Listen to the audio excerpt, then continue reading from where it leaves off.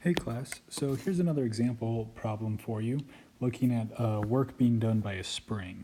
So we have this situation, we have a glider, so we're assuming that we have a frictionless surface. You have a spring here with a spring constant given of 5 newtons per meter. Again, that means it requires 5 newtons of force to stretch at a distance of 1 meter. And we're told in the initial situation, you stretch it out to 0.1, which is 0.1 meters away from equilibrium, its unstretched length, and it's released from rest, and as a result of the spring force, it's going to be pulled backwards towards equilibrium in this direction to a position of 0.08 meters, and you're asked to determine how fast is it moving when it's at 0.8 meters. Then there's a second part saying, okay, what if you were then to start at equilibrium and pull it with a constant applied force until it's at the position of 0.1 meters, and then what would its velocity be at that point? So we're going to look at both situation A and situation B. All right, so for situation A, actually I'm going to change colors. For situation A, all right, we have a initial position, x initial here, of 0.1 meters, and we have a final position, x final, of 0.08 meters. All right, we have an initial velocity of 0 meters per second. We want to know our final velocity, but we don't currently know that, and we're given k and the mass listed as well.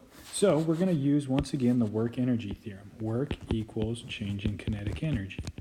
And in this case, our only work is the work being done by the spring. And so as we learned from the last lecture section, work done by a spring is 1/2 k x initial squared minus 1/2 k x final squared, and that's equal to the change in kinetic energy, which is 1/2 m v final squared minus 1/2 m v initial squared.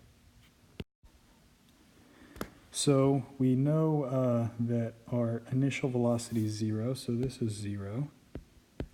And then it's just a matter of plug and chug. We can cancel out our 1/2s, and we want to know the final velocity.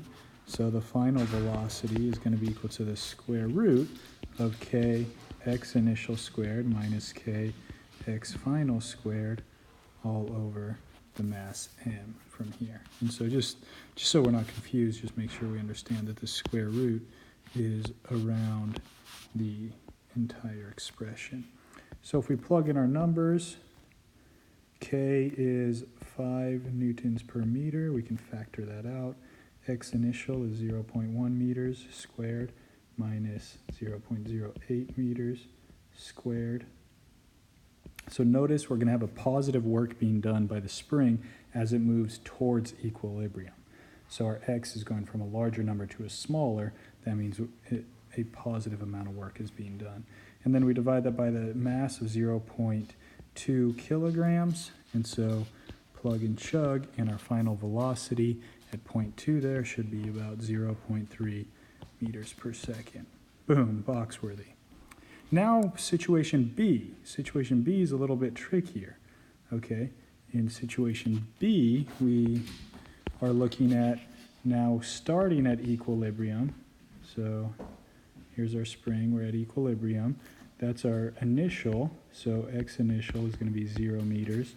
And then we're pulling it out until we're at a position, x final, of 0.1 meters. So straight away you can see the spring is going to be doing negative work because it's working against your force. And we're told that we have a constant force equal to, I think, what was it, 0.6? Let's go back up, 0.61, okay. So constant force equal to 0.61 newtons. And our displacement, our S value, if we want to include that, is just the 0.1 meters it's moving. So again, we're going to use the work energy theorem. Work equals change in kinetic energy. Oh, kinetic energy, so we should label V initial is 0 meters per second, and V final is what we're trying to find. So in this case now we're going to have work being done by the force, so force times displacement, plus work done by the spring. which is 1/2 k x initial squared minus 1/2 k x final squared, where x initial is 0. And that's going to be equal to 1/2 m v final squared minus 1/2 m v initial squared, and we know v initial is also 0. So what we should be left with is our force multiplied by our displacement minus 1/2 k x squared is equal to 1/2 m v final squared. And so we can just use algebra to solve for v final, multiply both sides by 2, and then divide by m. And so we should get v final is equal to the square root of our force times our displacement times 2 minus kx final squared, all divided by the mass.